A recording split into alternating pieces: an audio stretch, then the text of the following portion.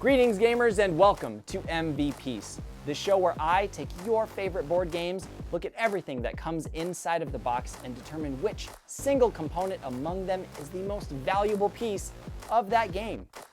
Today's game will have us tiling the walls of a royal palace. But which piece deserves to be royalty? We're looking at Azul.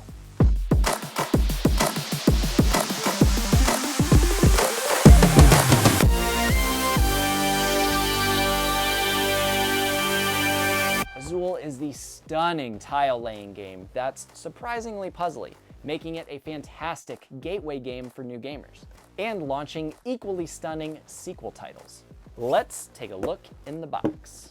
We have 100 resin tiles, 4 player boards, 9 factory displays, 4 scoring markers, 1 starting player marker, 1 linen bag, and 1 rule book.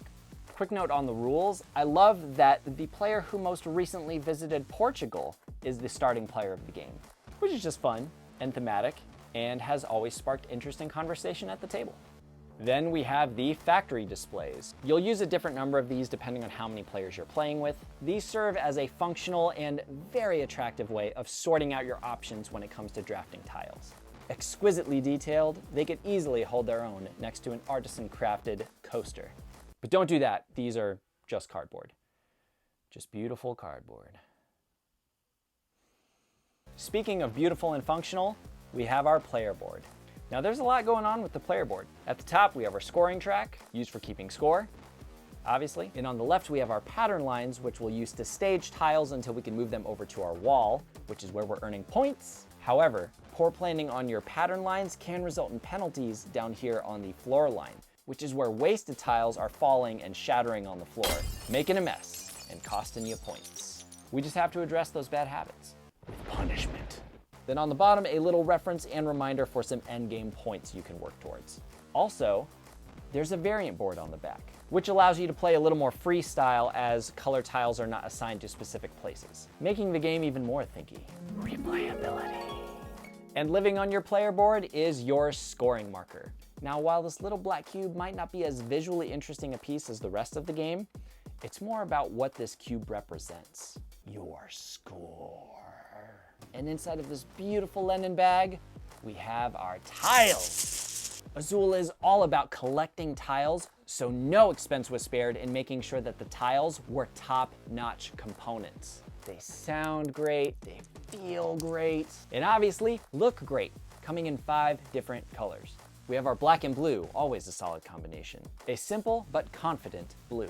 A warm yellow with red accents. This delicious red, which I am not confident I could pick out from a lineup of starbursts. And this frosty little snowflake design. The game is all about collecting tiles to make a beautiful wall, and these are fun to collect. And they are certainly beautiful. But there's an odd man out in this beautiful bag of tiles, and that's the starting player marker. So this special tile has no place on your pattern line or your wall, but grants you first pick when new tiles come out of the bag. However, such privilege comes at a terrible cost. All right, it's not that terrible. The first player to take from the leftovers of the factory tiles also takes this, which can only be placed in the floor line of your player board, costing you points, which sometimes might be worth that trade-off. But if you're not careful on your turn and you get stuck with more tiles you're gonna have to waste, it's gonna hurt. Punishment. And that is everything inside the box. But before we name our MVPiece of Azul, we have an honorable mention. Now bear with me here because it's a little outside the box. It's totally outside the box. It is the box. Perfectly featuring the beauty inside, this box has drawn more attention to my gaming shelf than most other games when I have new players over. Both gamers and non-gamers alike can at the very least appreciate the beauty of this box. And anything that can draw that kind of attention deserves a proper shout out. With the box art now recognized, it is time to also recognize the most valuable piece of Azul. And the winner is